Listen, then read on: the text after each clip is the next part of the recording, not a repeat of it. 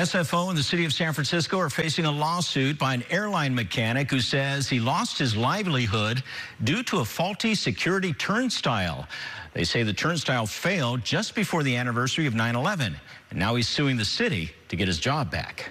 They put you on the list with felons and murderers, and it's the same list, okay, for TSA. Walter Spurlock doesn't want to show his face on camera because he's concerned he could be blacklisted by airlines because his airport security badge has been revoked. On September 9th, 2021, just 2 days before the 20th anniversary of the 9/11 attacks, the Alaska Airlines aviation mechanic was stopped at the employee security turnstile while trying to go to work at SFO.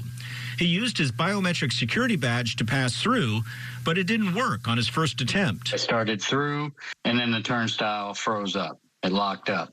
So we came back. I tried it again. I used my badge and fingerprint like you're supposed to. It gave me the green light, and I went through. And that was the violation they said that we had. Spurlock says he was accused of trying to circumvent security by trying to go through again after the turnstile froze. So what they did is they pulled my badge. It stops me from working at basically every airport that you need a SITA badge. SITA stands for Security Identification Display Area. The San Francisco City Attorney's Office responded by saying Spurlock, quote, tampered with a secured access point, which violated airport rules. The airport had previously warned employees that this type of conduct posed an unacceptable security threat. Ensuring the safety and security of the airport is paramount. The decision to revoke their security badges is clearly warranted and within the airport's discretion. The airport followed all necessary procedures. We look forward to discussing this matter further in court. Emotionally, it's just been a roller coaster. The coalition used overwhelming air power to defeat a brutal dictator and free a nation. Spurlock has been an aviation mechanic ever since his service in the Air Force during the first Gulf War, working on military aircraft and holding a top-secret clearance.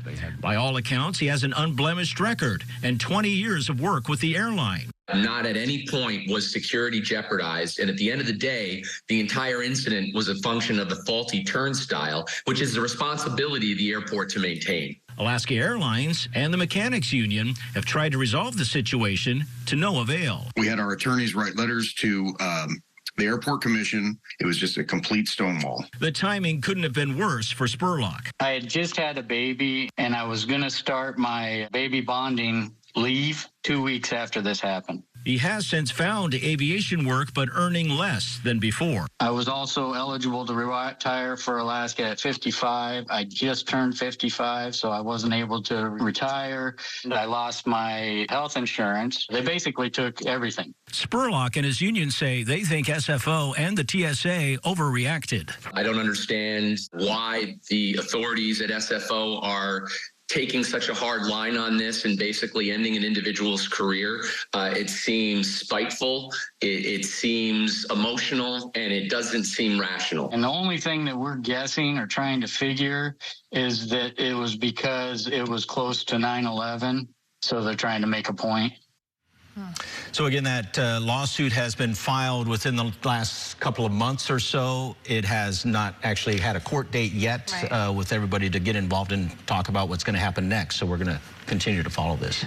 So why is it that he tried to go through twice in the first place?